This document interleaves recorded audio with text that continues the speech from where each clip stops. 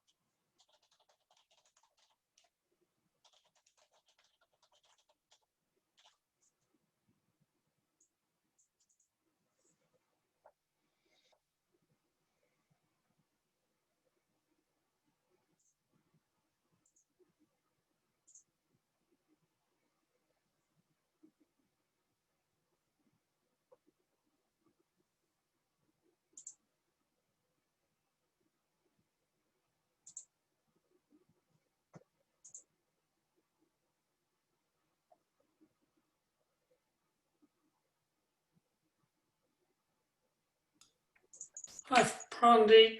Hi. Yeah. Did you guys all manage to get the correct link then? Yeah. Yeah, a bit of a panic there. You'll have to change. Morning. Morning, John. Morning. Morning, Jan. I was just sending Barry a message to say it didn't work. Yes, you had to put in all the letters and the password. Yeah. Yeah. No, I'm glad you guys figured it out. I couldn't. Change your name. How do you change your name anyway? Well, you did it last time. Yeah. Was it up to the top left? Uh-huh. Hi, Dana. Hi, Rodney.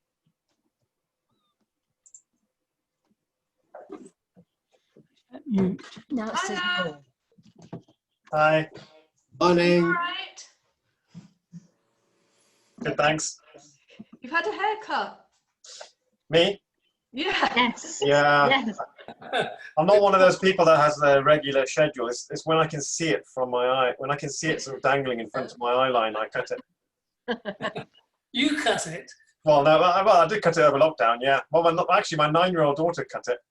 And she got a bit enthusiastic with the when she was doing the trimming and managed to dig it right in the back of my head, which thankfully nobody noticed. But, in some ways, I'm sure it made people a lot more self-reliant in many aspects of their life. Totally, actually. No, totally. COVID just knocked everything on its head, doesn't it? Yeah, I think, and it's going to be here for a long while yet, I think. Yeah. Yeah, I think you're right. From what I was listening to, I think it was the Andrew Marr show on Sunday, Yeah. and Boris Johnson was on, and it does sound like COVID's going to be around, and the restrictions for quite some time, actually. Yeah. But it doesn't. Sorry, I'm just taking this. It doesn't mean that we can't carry out service projects. No. Please hold. All right. Right, we got 18. I think somebody maybe trying to ring me who can't get in. I'm seeing a green phone on my screen from time to time. Yeah, I couldn't get on with the link. But perhaps you've already mentioned that. Had to use the ID and the password. Correct.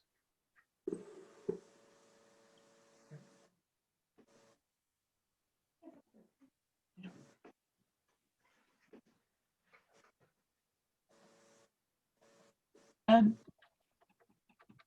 Pam. Hi everyone. All right.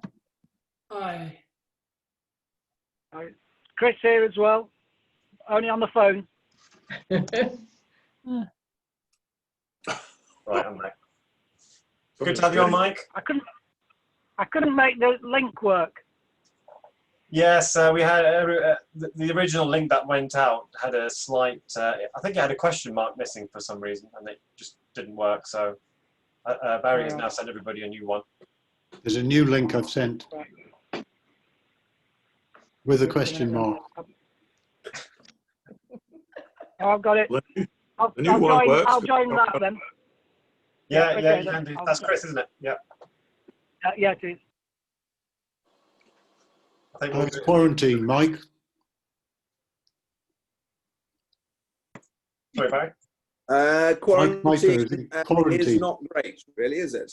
It's not a good thing to have to do. You're not supposed to even go out of your house, which is absolutely ridiculous. So you're not even allowed to go for a walk. I've never heard such nonsense in all my life. So it's good, is it? Yes, I really should have stayed in Mallorca. It would be a much better idea. I mean, there's virtually no COVID in Mallorca. There were 28 people on the flight. No, less than that. Sorry, 28 people on the flight going out and 17 on the flight coming back. And there's virtually nobody in Mallorca. It's quite extraordinary. Yeah. All the restaurants, all the hotels are closed. Quite a few restaurants are open, but I mean, you can go in, you're the only person there. So it's absolutely no problem at all. Problem if you can't find a hotel, though. Well, fortunately, we have somewhere to stay. Ah. That's the secret. What I need to do is buy a villa. Yes, exactly. Just buy a villa and you're fine. That should be no problem. Build a tent on the coast. We're slightly inland. We're about 15 minutes from the Parc Natural near Portopetro, which is near Calador. Just so you know, Parmdeep, I have sent the new link to our speaker today, but I noticed he's not on the call, and the mobile phone number I've got on the sheet doesn't work. So hopefully he will get the message, but we may have to muddle through without him. Okay. That's Richard, isn't it? Richard Bird, yeah. He's on the central list from district, but unfortunately the phone number on here doesn't work. So I've tried to call him. I have sent him the new link. But we do say to people, come on by 1:15, so he might just join and drift on and join us. So carry on regardless, and let's see if he joins us. Okay, thanks for letting me know. Ed, do you know which Rotary Club he belongs to?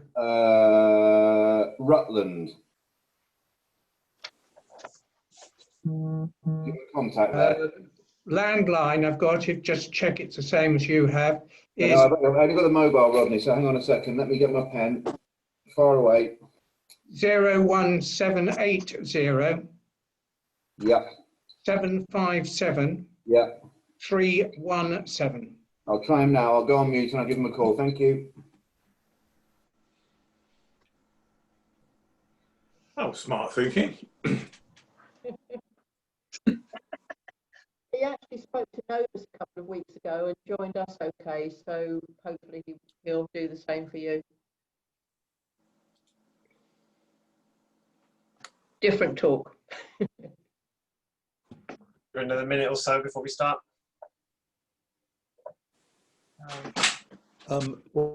While we're waiting, can I say something to our speaker finder, Ed? Can you hear me, Ed? I think he's on the phone to Richard, our speaker. I've got a bit of a suggestion for him later on. Oh, that'd be good. Yeah, he's done a fantastic job. We're all set until Christmas, until December, I believe. Oh, that's marvellous. Very good. Okay, well, let's make a start. What I'll do is, because we're going to be doing an induction, I will leave the lines unmuted, so we can all say our congratulations and things. But if you have any background noise, please try to minimize that, or just mute yourself for that point in time. So, great. So welcome everybody to the meeting of the Leicester Rotary Club today. It's the 5th of October 2020. And I can see a couple of visitors. So welcome, Pam. Hello there. Good to have you on board, as always. And it's great to see such a good turnout for Louise to join us, to be inducted today. So that's great. And do we have any other guests? Not that I can see. There's a phone number. I'm not sure who that is. 685. Could you unmute yourself and just say hello? I'm not sure if you're a guest or a member. Okay, they're going to stay muted. Oh, hello. Who's that? Hello, it's Gordon. I wasn't able to. The Zoom wouldn't let me in, so I'm in on the phone. Oh, okay. Okay, if you want to come in, there's a new link that's been sent across. The first one didn't work. Sorry, I didn't hear that.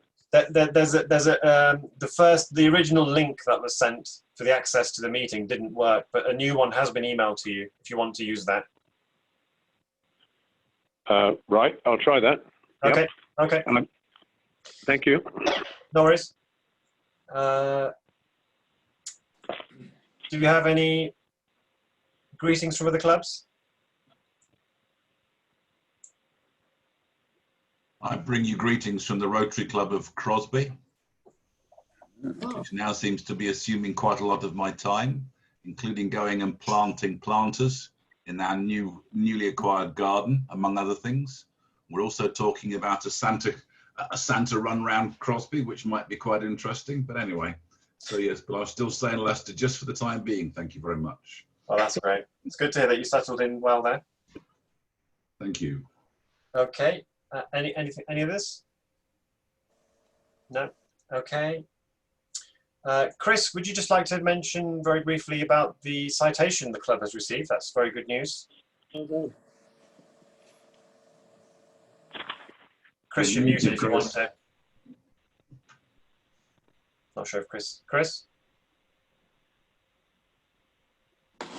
Okay, he may be, we'll give him a sec, maybe he'll come back. No, I'm here. Oh, sorry, no, I meant Chris Soul. We've received a citation from Rotary for our club, so some good works that took place in Chris Soul's year, and I just wanted to. Oh, there we go. Chris, are you there? Yeah, I'm back now. Yep, sorry, it's just my son's loading stuff in the back of my car. Okay, yeah, no worries. So, Do you want to just tell us do you want to mention the citation that we've received? yeah, the citation, was a bit of a surprise, but was a nice thing to receive. I think a number of clubs, not just ours, but a number of clubs have received a citation from Rotary International, and it's based primarily upon sort of 13 criteria that you need to meet. And the silver distinction, I think, is because of an event or a project that has particularly been successful. And I think it relates primarily to the support and the initiatives that the club have taken during a difficult time. The support of World Polio Day, the lighting up of the cathedral and the good runners, the involvement of the mosques and the temples just shows commitment to the community. We've done overseas projects with Richard Parr particular involved in that. Helped local charities, the RDA, and more latterly on the COVID with Age UK and Charity Link. And I think just generally the club have kept going with Zoom as well. So yeah, congratulations to all the members, and everyone has done well to get a citation in what has been a very difficult year. So thank you really to everybody who has helped me and the club generally for achieving that. So it's a great acknowledgement, I think, for what we've done. Yes, Yep. I echo that. Well done to everybody. Yes, absolutely. So that was very nice to see. Okay. We missed out one member last week. I think we had some trouble getting you into the meeting, Leanne. Where are you? I can't. Oh, there we are. So do you want to just quickly share your life during lockdown? Because I know you had some interesting things to share about your time in Germany. Yes, and I have to say I am at the moment in Germany because I decided on Saturday to rush out because I wasn't sure if also Leicester become a critical area that I had to go in quarantine here in Germany. So because the north is at the moment a high risk part, so I was scared. So I went quickly home, sitting in the car, and rushed to Germany. Yes, so my time in during COVID was quite strange, because I was the last time in March in Germany to see my family, and could go then the first time in June back. So, and that was the whole time I could not, I had some WhatsApp things, but that's all. We could not see each other. So that was quite a hard time. I had to work the whole way through. We were so far in the beginning quite busy as well in the office. So I worked from home and from the office, and my staff was in home office. So we were split up. So in the beginning, to be honest, I feel quite lonely and compensated with a lot of food and drinking in the evening. And so what probably a lot of people did, but after 2 weeks I stopped that and said, no, it cannot go forward like this. And then I went on a diet and used Corona as well for losing 10 kilos, what was good.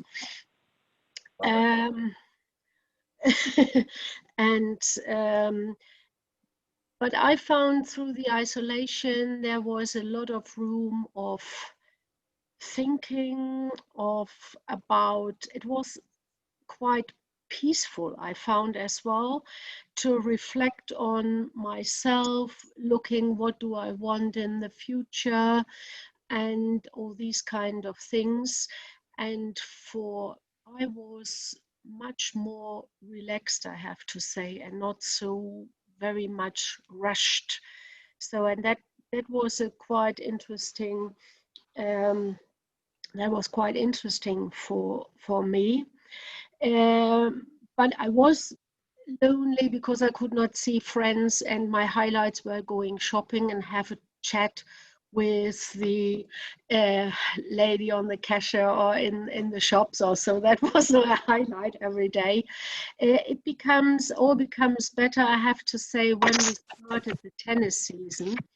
And that was amazing. When I can't describe the feeling when we could go back to the sports to see the friends. That was amazing. Also, the people you only know from seeing, this was such a fantastic get together. I will never forget this feeling in my life. And every evening I was on the tennis court to see people and to have them could do the sports. That was absolutely fine. Work-wise, I found, and I still find it difficult because you cannot see the customers. I made some appointments, but not very many. That is, for my opinion, difficult because to get new customers on board, you have to see the people on person. You don't make Zoom meetings with people. You do this over the phone, and this is a complete different thing than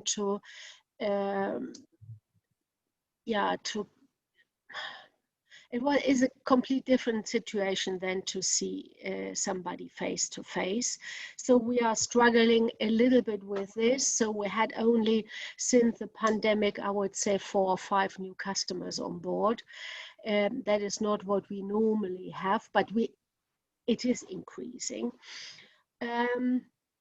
We are back working all together in the office since 1.5 months, because we found it more efficient to work in an office, because you can be easier, you can communicate much easier than you have always to phone.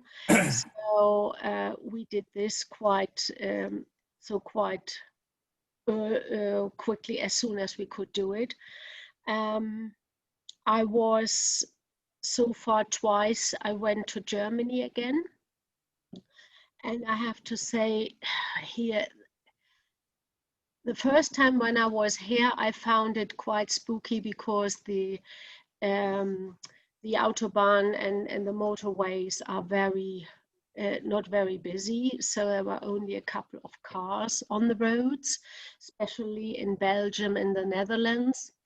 The chain has changed now, and also the life here in Germany, apart from the distance rules, we have to have everything is, you can go in a pub, you can go in a restaurant, there are no restrictions.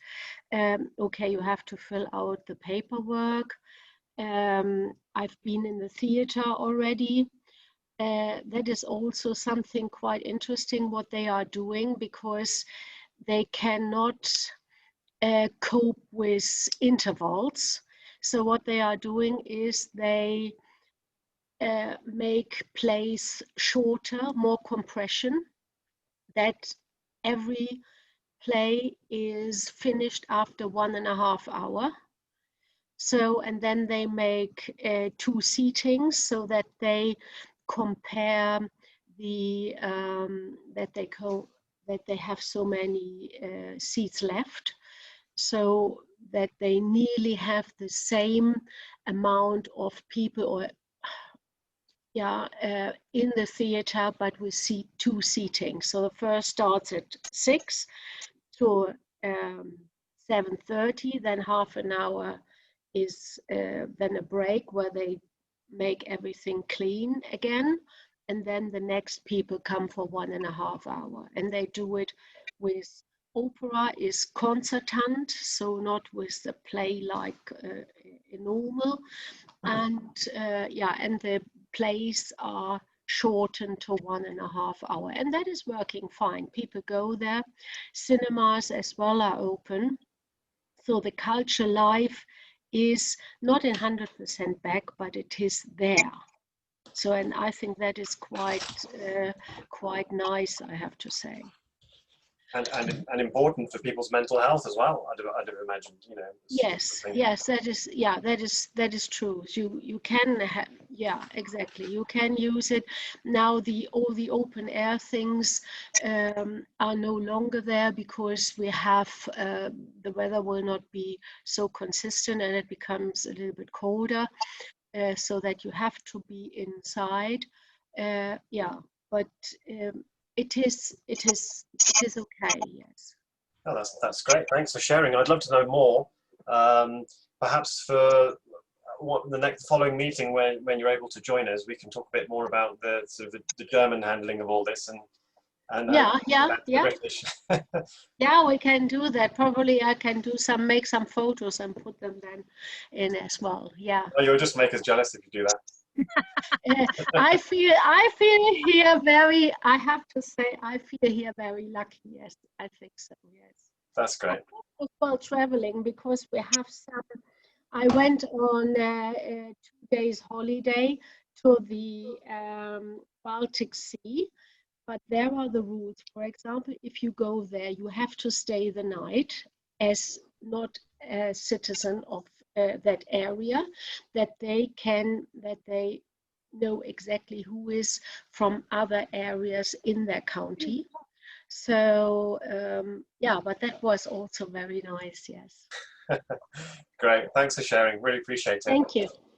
Okay, so we're going to move on to the induction now. So if Louise and Diana are ready. Yeah, Diana's there. Okay, great. I'm just going to... So, fellow Rotarians, it is my privilege and pleasure today to welcome into membership in our club Louise Jones, who is proposed by Diana Esho. The proposal has been reviewed in accordance with our club constitution and bylaws. I now ask Diana to please introduce Louise. Hi there, I'm really excited, guys, because this is obviously my first induction. And Louise and I have known each other for a long time.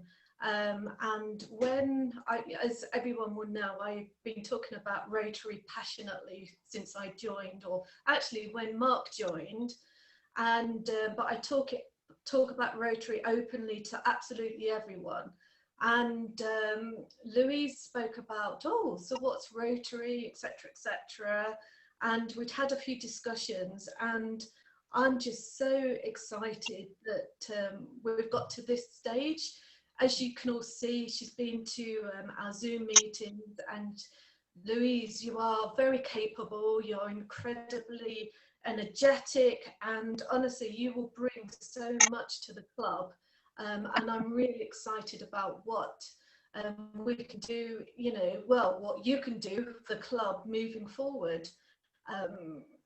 I've no doubt that you're going to bring so much that as club members we've not even considered maybe before, because you know, you are a action coach and you work with lots of different companies. So you may be able to bring things to the table that we've not even considered moving forward in different ways of working as well, given that you're out and about with, you know, businesses and their new ways of working, which I think will be really beneficial for us as a club moving forward. So yeah, congratulations, Louise. And as I say, I'm really excited and happy that you joined the club. So yeah, well done. Thank you very much. I'm delighted to be here, and thank you, Diana, for speaking so passionately about Rotary. And I've met so many of you over the Zoom, not in person, but a couple of meetings, but over Zoom, and I'm really looking forward to working with all of you and seeing what we can do in the voluntary sector to see how we can spread our joy across. So thank you very much. That's fantastic. It's great to have you on board. Okay, so we now proceed to admit you into the membership in the Rotary Club of Leicester and to the friendship of Rotary throughout the world. It has already been explained to you that the ideal of Rotary is service. Our principal motto is service above self, and the object of this club and all Rotary clubs is to encourage and foster this ideal as a basis of worthy enterprise. You are to share in this effort.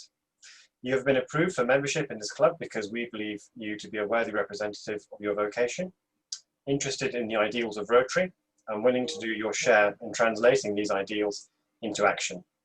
You have agreed to accept the obligations of membership in this club and to obey this club's constitution and bylaws. At this point, we'd normally hand you a pin, but we're going to be posting that to you, so we're going to skip that part. Barry will be sending that to you in due course. So welcome, Louise, to the Rotary Club of Leicester, and fellow Rotarians. I'm happy to present to you Rotarian Louise Jones, our newest member. Thank you. Thank you. Is this the first time it's ever been recorded, Parmdeep?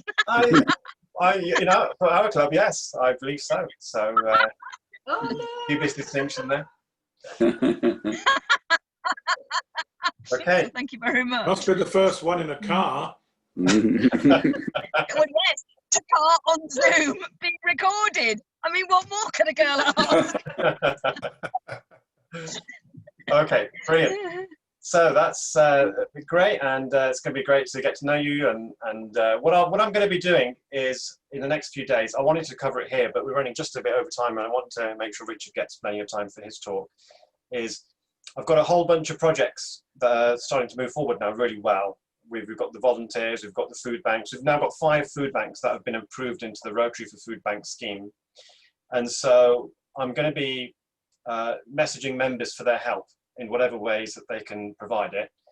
So please look out for an email from me the next few days, putting it out there to get as much assistance as I can now to move this initiative and the various initiatives we're working on forward. Things are looking very good, and especially given the circumstances, I think there's many different things we can get involved in the community to help out and do our bit. So it'd be great to have you involved, Louise, and other members too. Okay, so do we have any notices from the Secretary? Barry? No. Okay. Any other committee chairman want to say anything? Okay. So this week we have Richard Baird. He's going to be talking to us about Queen Victoria's letters, an insight into the mind of a monarch through her written correspondence. Please take it away, Richard. You'll just need to unmute yourself, Richard. There we go. Who did that? Can I first bring you the greetings from President Kevin and the members of the Rotary Club of Rutland, and very pleased to be with you. Okay, well, what do the words Queen Victoria bring to mind? Is it a statue? It might well be. There's one just about everywhere. Or is it an enormous pair of enormous undergarments on the Antiques Roadshow? Or is it a general picture of a staid Victorian woman, very happy to be led by her husband? Or the lady who said, we are not amused, and had a lot of things that you don't talk about. You might even believe, although it's not true, that she covered her piano's legs with trousers for decency's sake.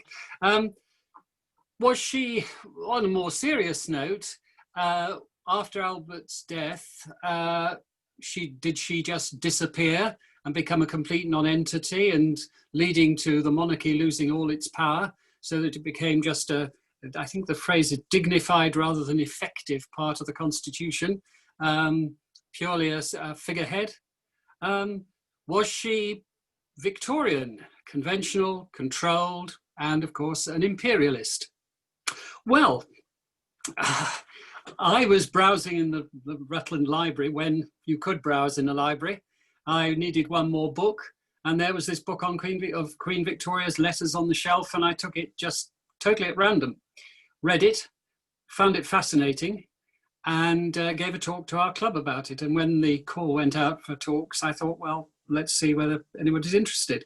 And so far, some people have been. I hope you will be too by the time I've finished. Well, what about all those things that I've just said?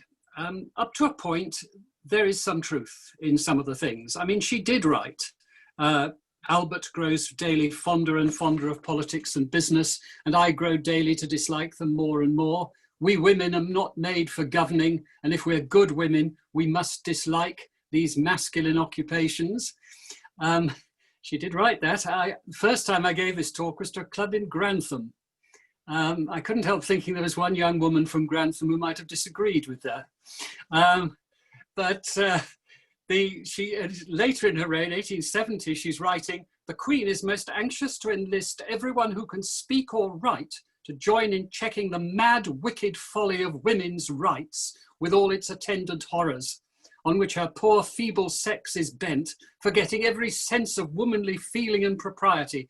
Lady Amberley," who's one of the leaders of this movement at the time, "Lady Amberley ought to get a good whipping." Well, as you see, she's very reserved.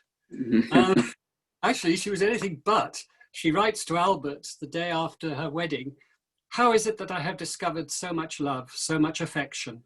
I cannot get used to the reality of all I see and hear, and have to believe that heaven has sent me an angel whose brightness shall illumine my life." If she is Victorian, she's Victorian in the sense that the Bronte sisters are Victorian, you know, all that Heathcliff and Moors and things. She's a romantic. Her sensibility, her personality was formed in the Regency period, the Romantic period. Is she reserved about sex and things? Well, of course, there's the famous remark she made when her doctor said to her, you really must have no more children for your own health's sake, which was, am I to have no more fun in bed? She's very down to earth, in fact, particularly about childbearing. She writes to one of her numerous offspring, "What you say about the pride of giving life to an immortal soul is very fine, dear, but I own I cannot enter into that. I think it much more of our being like a cow or dog at such moments, when our poor nature becomes so very animal and unecstatic."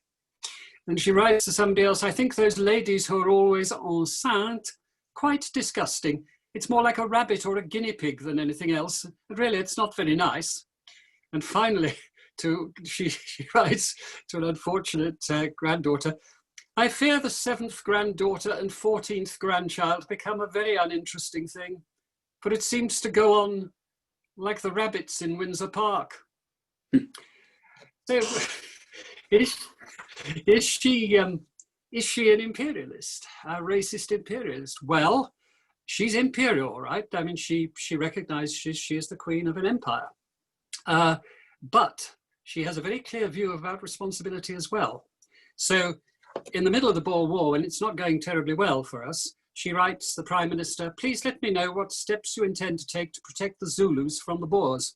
I feel certain that you agree with me that we are bound in honour to stand by my native subjects." When what my son-in-law calls the First War of Indian Independence, and I was brought up to call the Indian Mutiny, takes place, her comment is that it's a result of race prejudice. There's no doubt about that.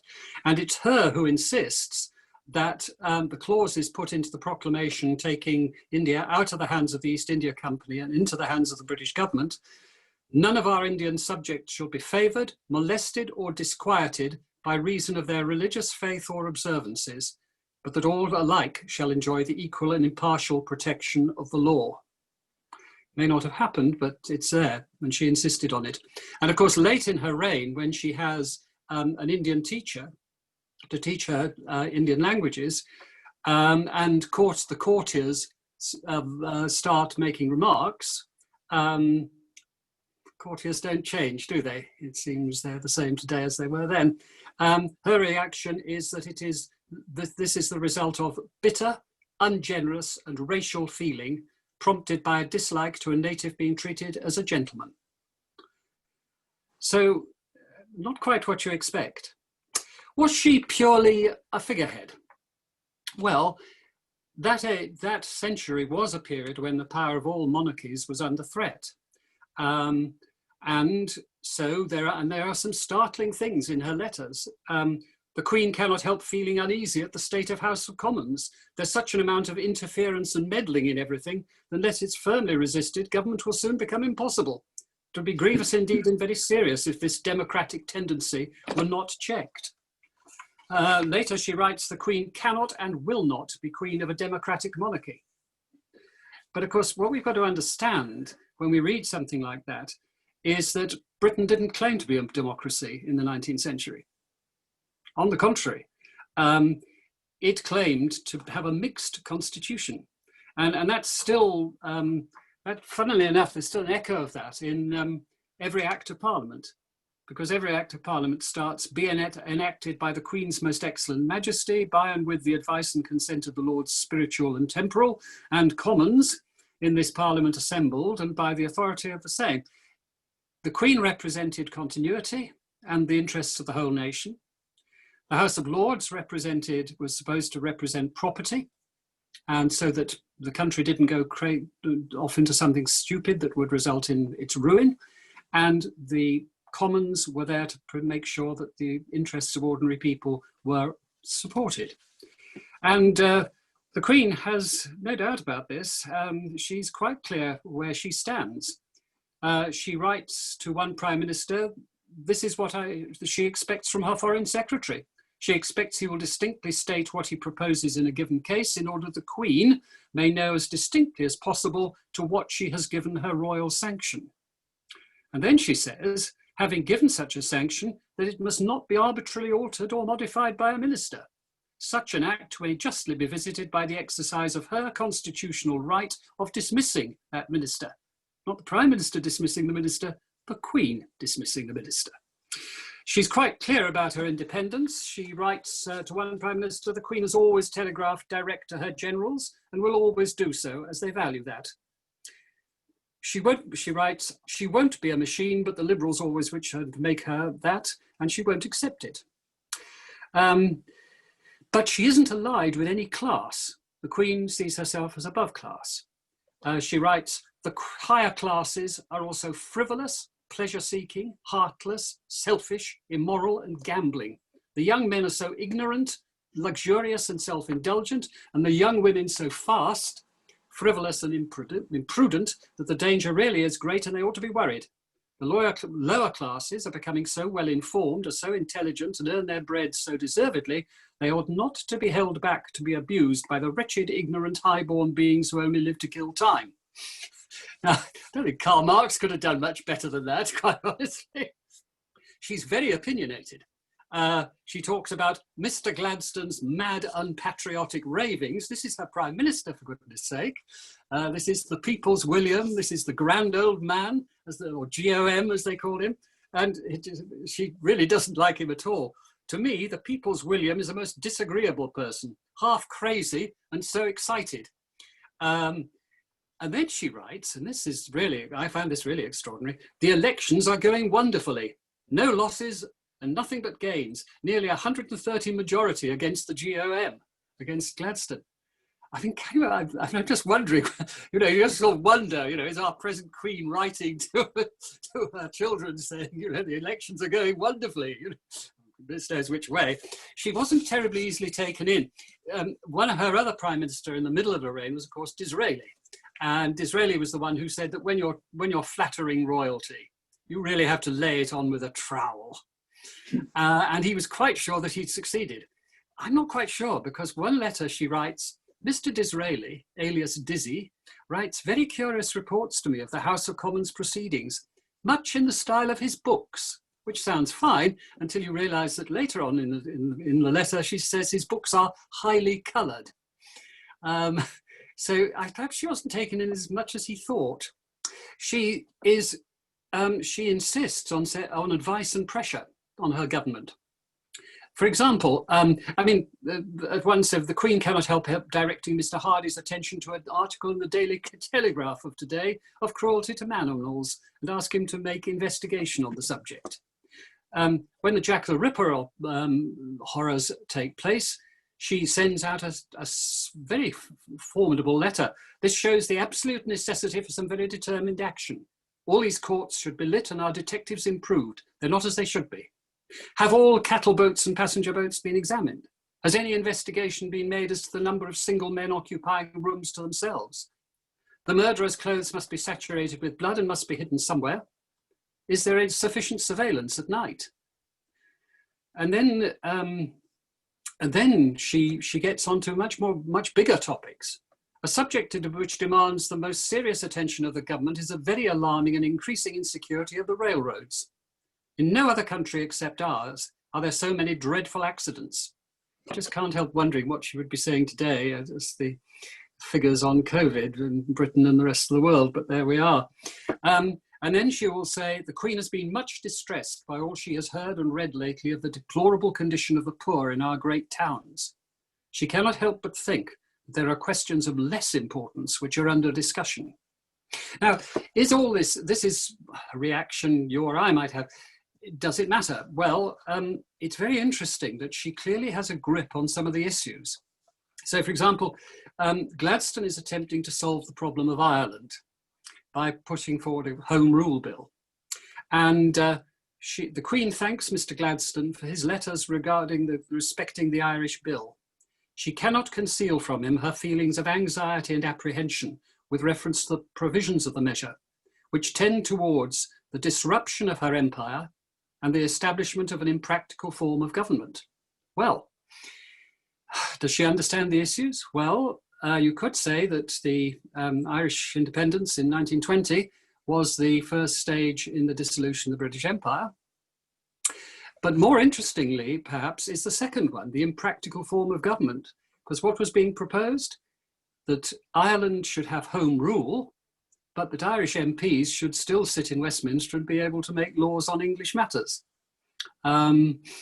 Well, if one looks at the Scottish, the West Lothian question, there we are in Scotland doing exactly that. They have effectively home rule, but the Scottish MPs can vote on English matters. So perhaps she had a grip on the essentials.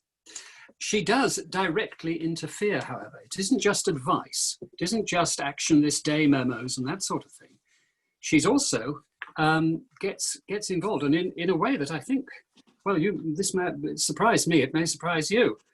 So what we've got is the situation that very much against his will, Mr. Gladstone has sent an expeditionary force under Lord Wolsey to try and rescue General Gordon, who's got himself stuck in Khartoum in the Sudan and is besieged by an Islamist insurrection. And Queen Victoria doubtless does, she says in the letter, she writes the Prime Minister what she thinks, but she also writes to Lady Wolsey. And like this, in strict confidence, which is always a bad sign, I must tell you, I think the government more incorrigible than ever, and I think your husband should hold strong language to them and even threaten to resign if he doesn't receive strong support and action. I've written to the PM and I tell you this, but it must never appear, or Lord Wolsey ever give out the hint I give you. The Queen would ask Lord Wolsey to destroy this letter, as it's so very confidential, though it contains nothing which she has not said to her ministers again and again. So here we have the Queen quite consciously undermining one of her own Prime Minister. Extraordinary. She's quite cynical in a sense about certain things, about other things too. So she goes on a royal visit to France. Then the Marseillaise was played and I remained standing till it was over, which gratified them greatly. Monsieur Waddington said it was a great day for them all, which they would never forget, especially my standing while the Marseillaise was played. I didn't say that I had not particularly liked to do it. She then writes to I think it's to Gladstone again, if the Irish behave properly, the Queen would readily send from time to time members of her family to Ireland, but with this understanding that the expenses of these royal visits should be borne by the government, who press them constantly and most annoyingly on the Queen and are solely for political purposes. Well, I'm just sort of wondering about the row over Harry and Meghan's trip to South Africa and the cost of that. And you're sort of thinking, well, Queen Victoria has a bit of a grip on this. But I think the area where she's most extraordinary is the area of foreign policy. Now, we tend to think of Britain as being all-powerful in the 19th century. Well, all I can say is that is not what her most experienced and probably her greatest Prime Minister in some respects, Lord Salisbury, thought. In 1885, he was about to try and take power, and he writes, "Matters are gloomy. I never saw them gloomier. We have differences amounting to serious tension with France, Russia, and Germany, which carries Austria. Add to that Egypt, Ireland, and a trade which will not revive." interestingly, he doesn't even mention the agricultural depression, which is brought on because we opened our free trade to America and Germany. And the result was that, well, British farming didn't recover till about 1950, I think I'm right in saying. But he was not thinking that way. And Queen Victoria had a unique role, because we have to remember that Europe was very different. I mean, it was different in terms of who ruled what. I mean, there was the Austro-Hungarian Empire, which had, you know, Czechoslovakia and a bit of Poland and Hungary, of course. And then there was Turkey, which was ruling the whole of the Balkans, the whole of what used to be Yugoslavia. They had been prized out of Greece, but they were still ruling in areas like Bulgaria and Romania. The Russians were moving down from the north. A very different Europe. And more significantly, it was a Europe of kings and emperors. And of course, Queen Victoria had a huge advantage in this. These were kings and emperors with power. And she, of course, had a huge advantage. Her daughter was married to the Crown Prince of Prussia, later Crown Prince of United Germany. Her granddaughter was married to the Tsar of Russia. She had, through Prince Albert, she had connections to Belgium, Portugal, and Bulgaria in the end, after the War of Independence. And her eldest son was married to a princess of Denmark. So when the Queen writes, the Queen is much worried by the Schleswig-Holstein business, which is so strongly held in Germany. This was the war between Austria and the Austrian Empire and the Prussians against Denmark to grab a chunk of what had been under Danish rule, although it was essentially German. The Schleswig-Holstein question was the one that Lord Palmerston said only 3 people understood it. One was a German professor and he went mad. One was Prince Albert and he was dead. And the third was himself and he'd forgotten it. So it is a complicated issue. So I won't even attempt. But why was the Queen interested? Because her daughter was married to the Crown Prince of Prussia and her son was married to the Princess of Denmark. So the battle was raging inside her own family. She uses her own connections. She writes the Prime Minister, much concerned by your telegram, would it be any use? In a particular situation, she does. She writes, the Queen asks the King of Prussia as a friend, whether in the interests of suffering humanity, he would so shape his demands as to enable the French to accept them.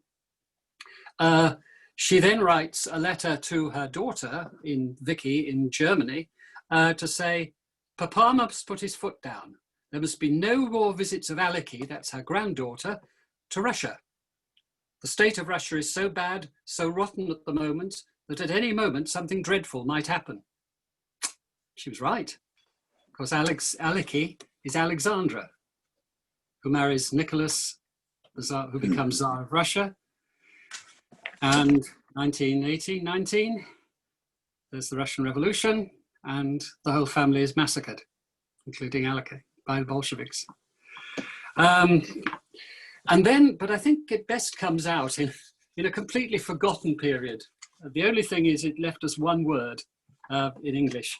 But the forgotten things of the Bulgarian atrocities. What happened was the Bulgarians rebelled against the Turks, tried to throw the Turks out. The Turks reacted in the normal way in that part of the world by massacring people left, right, and centre.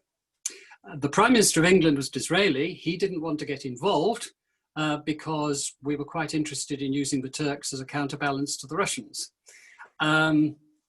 And he was, but Victoria, and he's saying, oh, well, you know, this is all fake news, much exaggerated, etc., etc. Victoria writes, more news of the horrors committed by the Turks, which seem more and more verified.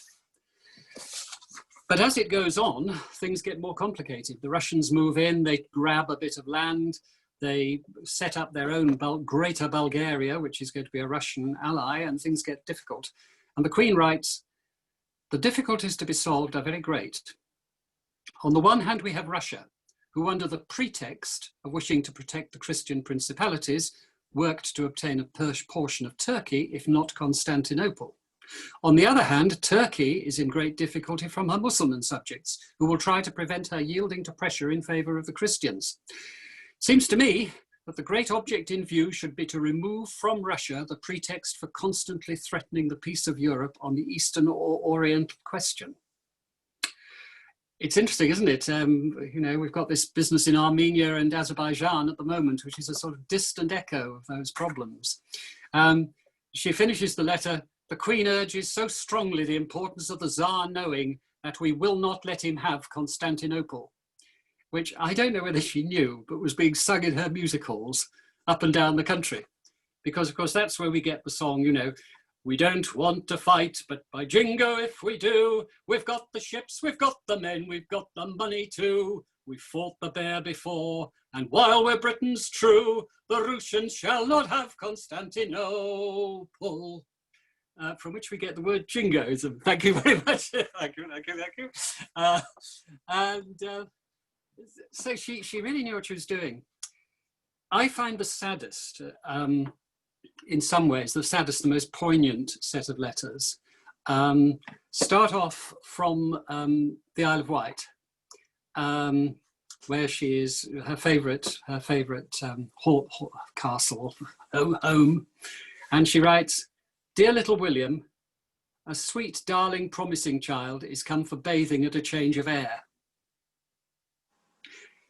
He's her daughter's son, and she writes to her, "Bring him up plainly, not with that terrible Prussian pride and ambition," because William is, of course, Wilhelm, and he's heir to the throne of Prussia at this point, and soon to be heir to the throne of Germany. And you say, "What you tell me of Willie interests me very much. I share your anxiety, especially as regards pride and selfishness. In our days, when a prince can only maintain his position by his character, pride is most dangerous." Well, of course, he does succeed his father on the throne of Germany, and he starts to put himself about. And one of the things he does, Britain makes, Cecil Rhodes decides to try and take over the Dutch republics in South Africa by a coup. He fails, and the Kaiser, as William now is, sends a message of congratulation to President Kruger in the Transvaal Republic. This, I think, puts the personal and the political together. As your grandmother, I cannot refrain from expressing my deep regret at the telegram you sent to President Kruger. It is considered very unfriendly towards this country and has, I regret to say, made a very painful impression here. I think it would have been better to have said nothing. That's telling him, and it seems to have worked, because the next letter we get on the subject of South Africa, Britain is fully at war with the Boer republics. I wish to thank you for your kind letter, and at the same time your kind and friendly expressions of the war in South Africa, as expressed to Uncle Bertie. Uncle Bertie, of course, is the Prince of Wales, and Sir F. Lascelles. I sincerely hope your example may last be followed by the other powers, and that the German press may cease abusing and reviling us and telling lies about our army. So that's fine, but then we find her writing to Aleki in Russia. I feel I must write and tell you something which you ought to know and perhaps do not. It is, I am sorry to say, that William takes every opportunity of impressing us that Russia is doing all in her power to work against us. I need not say I do not believe a word of this, neither do Lord Salisbury or Sir F. Lascelles. But I'm afraid that William may go and tell things against us to you, just as he does about you to us. However, it does sort of settle it down. There's a letter that says, William came to me after tea. I had a long and interesting discussion with him on all subjects, the dreadful tone of the German press and the shameful attacks upon England. William himself wishes a better understanding with us. But it doesn't last, because the personal and the political sort of vaguely come in again. William decides to get a bit important. As regarding the prince, that's the Prince of Wales, not treating his nephew as emperor, it's really too vulgar and absurd as well as untrue to be believed. We've always been very intimate with our grandson, and to pretend he's to be treated in private as well as in public as His Imperial Highness is perfect madness. If he has any such notions, he'd better not come here, she says. Well, he did, he kept coming. He kept sailing his yacht, the Meteor, in races off the Isle of Wight. And he was holding her hand when she died. He was so fond of her. But tragically, of course, within 13 years, there was the Great War. And William, of course, ended up in exile in Holland.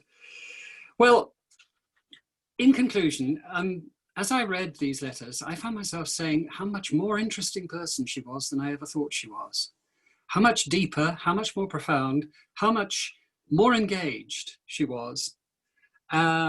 It also let me start thinking as we were watching at home, the next episode of The Crown, wondering what exactly is going on there. But I hope you share some of my interest in this extraordinary personality. Thank you very much.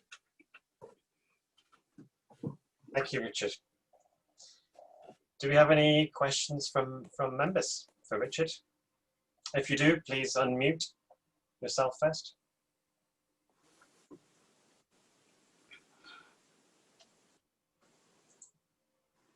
No, it looks like you've covered everything very well, Richard. So well done for that. Are there any particular books you'd recommend for this period to get a sort of a general overview of the... Oh goodness, not really. I'm not a historian. I'd hesitate. There are so many, and they're all conflicting. I think you can't do worse than read Kate Williams, though. Okay, all right, thank you. Right, so attendance has been very good today. We've got 26 members.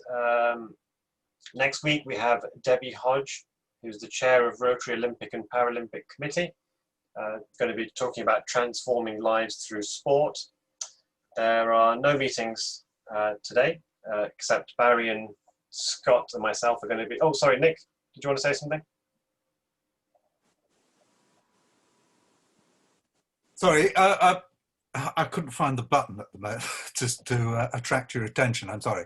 I just wanted to say that just very briefly, I'm sure I speak for everybody when I say that I thought that was one of the most fascinating talks we've ever had, and thank Richard very much for a great talk. Thank you. Mm-hmm.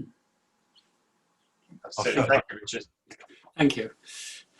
And if you don't mind, we've recorded your presentation as well. So if it's okay, we'll be sharing it on our social media, and you'll see plenty of people, I'm sure, reacting to it. Oh well, now don't shoot me in the foot. I've got at least 2 other clubs I'm supposed to be talking to. Oh, well, what you could do if you let me know once you've done those, maybe we can release it. Maybe we can release it after you're done. So thanks again. Yes, so at this point, if you could all unmute yourselves, and we'll be able to say goodbye to each other in our usual fashion. So thanks for joining, and this meeting stands adjourned. See you all next week. Bye. Goodbye. Bye. Thank you. Thank you very much. Thanks, Richard. Right, Scott, do you have Barry as well? Do you want to continue on here, or should we talk on WhatsApp or something? I don't mind. Talk on here is probably easier, isn't it? Yeah, that's great. Okay. So we need to. Well, do you want to crack on, Barry? Because I think, sorry, there was Scott, wasn't it? It was the roles. Yeah, we've got this issue with roles, isn't it? Which is, I suppose, a perennial problem with Rotary. Shall we just wait until there's the 3 of us? Yeah, sounds good. I'm just going to see if I can... Can't seem to be able to... There we go. I put the last person into the waiting room. Yeah. I'll stop recording as well.